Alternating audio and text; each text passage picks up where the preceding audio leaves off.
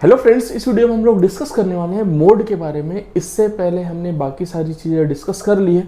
जैसा कि आप लोगों को पता है कि एवरेज जो होता है, जिसको हम लोग बोलते हैं मेजर्स ऑफ सेंट्रल टेंडेंसी, उसको दो कैटेगरी में हमने डिवाइड किया हुआ था, mathematical averages and averages of position. तो इधर का जो मैथमेटिकल एवरेजेस का सारा चीज़ ऑलरेडी डिस्कस हो चुका है, उसका प्लेलिस्ट का लिंक ऑलरेडी डिस्क्रिप्शन में है। प्लस प्रीवियस वीडियो में हमने मीडियन पे डिस्कशन कर लिया है। अब इस वीडियो में हम लोग डिस्कस करने वाले हैं मोड क्या होता है। तो बेसिकली देखा जाए तो मोड काफ़ी सिंपल चीज़ होता है और इसको कैलकुलेट करना काफ़ी आसान है। मोड हम लोग कब इस्तेमाल करते हैं? Mode is the most frequent value of the series और used when highly skewed frequency. तो स्क्यूनेस क्या होता है ऑलरेडी मैं बता चुका हूँ। पुष्पा का एग्जाम्पल हमने लिया था। ऐसे नॉर्मल कोई है तो ये नॉर्मल डिस्ट्रीब्यूशन है। स्क्यूड मतलब इधर लेफ्ट वाला ऊपर रहेगा या फिर राइट वाला ऊपर रहेगा, मतलब जो भी आपके पास वैल्यूज है उसका डिस्ट्रीब्यूशन एक साइड बहुत ज़्यादा होगा। तो उस कंडीशन में हम लोग मोड का इस्तेमाल करते हैं। और यहाँ पर लिखा हुआ है mode is the most frequent value.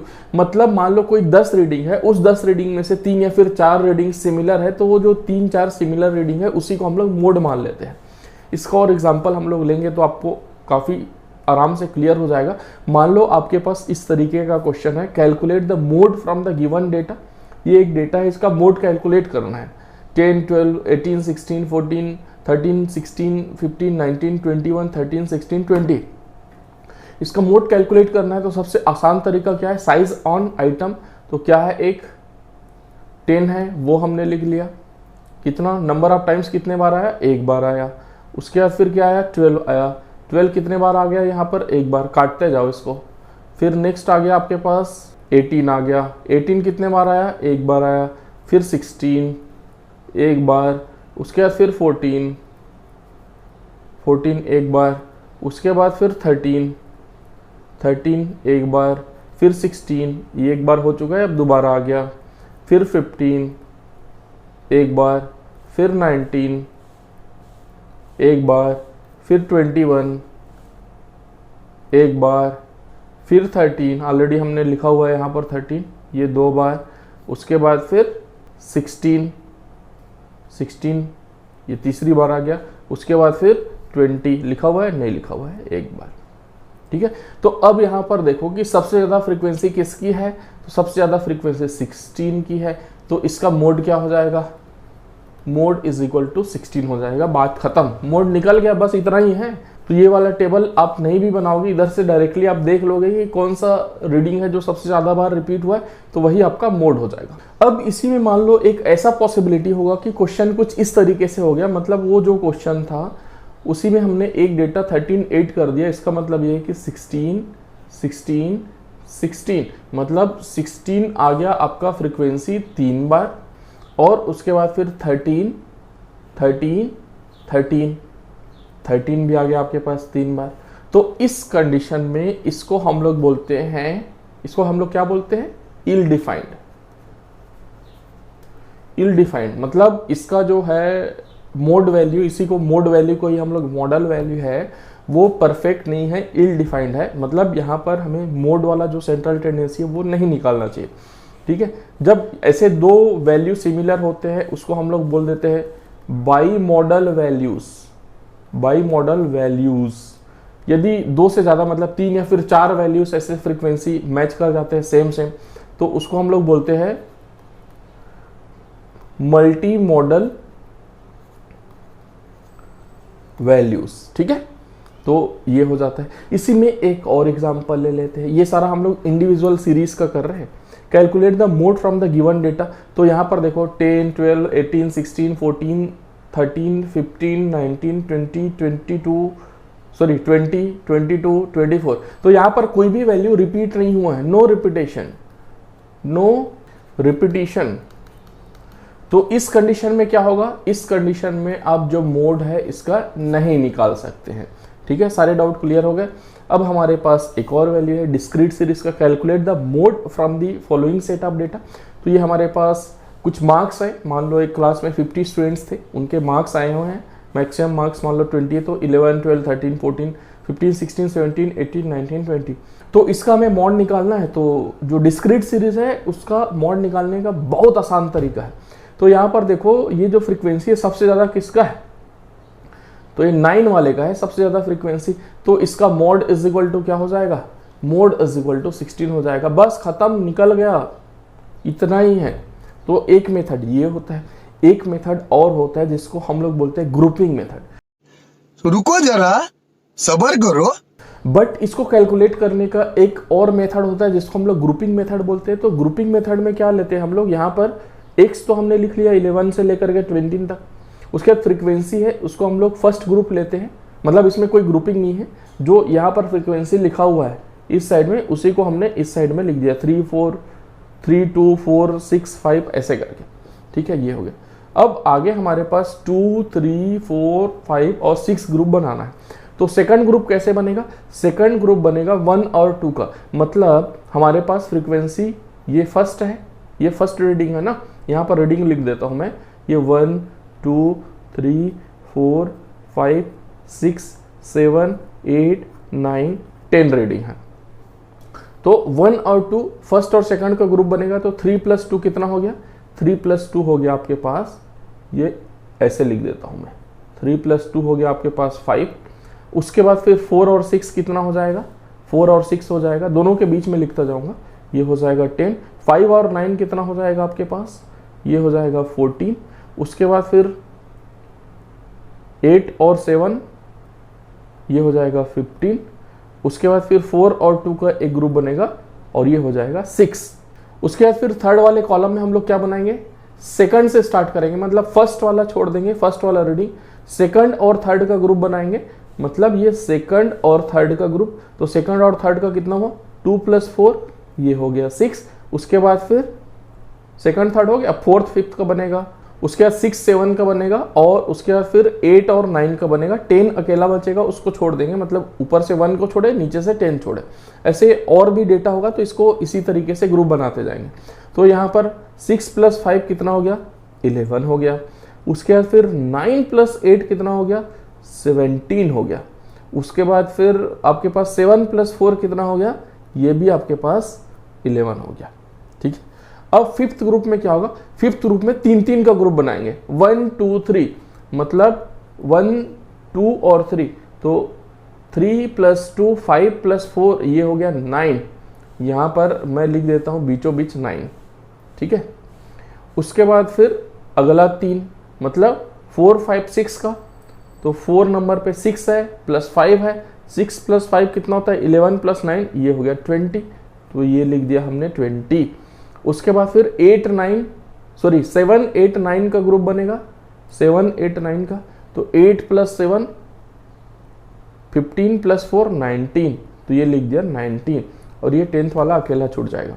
उसके बाद फिर 2 3 4, मतलब ये फर्स्ट वाला छोड़ देंगे, अब 2 3 और 4 का ग्रुप बनेगा, 5 6 और 7 का ग्रुप बनेगा, 8 9 और 10 का ग्रुप बनेगा। तो 2 3 और 4 का जोड़ो, तो 6 + 4 10 + 2 ये हो गया 12। उसके बाद फिर नेक्स्ट देखो, 5 + 9 14, 14 + 8 22। उसके बाद 7 + 4 11 + 2 ये हो गया 13। उसके बाद फिर 3 4 5, मतलब फर्स्ट भी छोड़ देना, सेकंड भी छोड़ देना, ये 3 4 और 5।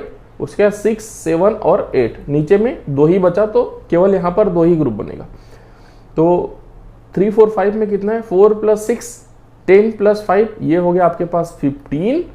और उसके बाद फिर क्या है यहाँ पर 6 7 8 का, 9 + 8 + 7 तीनों को मिलाओगे तो ये हो जाता है 24, ये रीडिंग हो गया।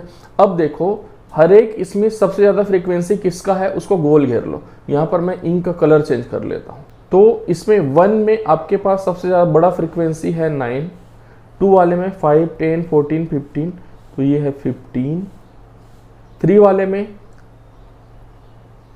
17, 4 वाले में 20, 5 वाले में 22 और 6 वाले में 24। यहाँ पर मान लो कोई ऐसा चीज़ होता कि यहाँ पर 20 होता, ये भी 19 की जगह ये भी मान लो 20 हो जाता, तो दोनों को गोल घेर देते। तो ये गोल घेर लिया। अब हम लोग यहाँ पर एक और टेबल बना लेंगे जिसमें हम लोग 11 से लेकर के 20 तक इधर लिख दिए और 1 से लेकर के 6 तक इधर लिख दिए, मतलब इसी टेबल को हमने 90 डिग्री में मोड़ दिया है। अब हम लोग क्या करेंगे, 1 में देखो, 1 में क्या है, 9 है, तो 9 के आगे क्या है हमारे पास, मतलब 9 किसके आगे है, 16 के आगे है, ठीक है, तो 16 के आगे एक टिक लगा दो। उसके बाद 2 में देखो, 2 में क्या है, 15, 15 किस किस से मिला बना हुआ है, ये 15 किससे मिला हुआ बना है, यहाँ से लेकर के यहाँ तक है, मतलब इसमें 8 और 7, मतलब ये 17 और 18 वाले वैल्यू है, तो 17 में एक टिक, 18 में एक टिक। उसके बाद नेक्स्ट देखो, नेक्स्ट हमारे पास 17, 17 किससे किससे मिल करके बना हुआ है, ये यहाँ से लेकर के यहाँ तक, मतलब ये बना हुआ है आपके पास 16 और 17 से, तो थर्ड में 16 में एक टिक, 17 में एक टिक। उसके बाद फिर फोर्थ वाले में क्या है, 20 है, 20 किस किस से जुड़ करके बना हुआ था, तो ये यहाँ से लेकर के यहाँ तक, तो इसमें कौन सा था, 14, 15 और 16, तो टिक लगाओ भाई, 14 में, 15 में, 16 में। उसके बाद फिर फिफ्थ नंबर पे है 22, ये 22 किससे किससे जुड़ करके बना हुआ था, ये 15, 16 और 17, तो 15, 16 और 17।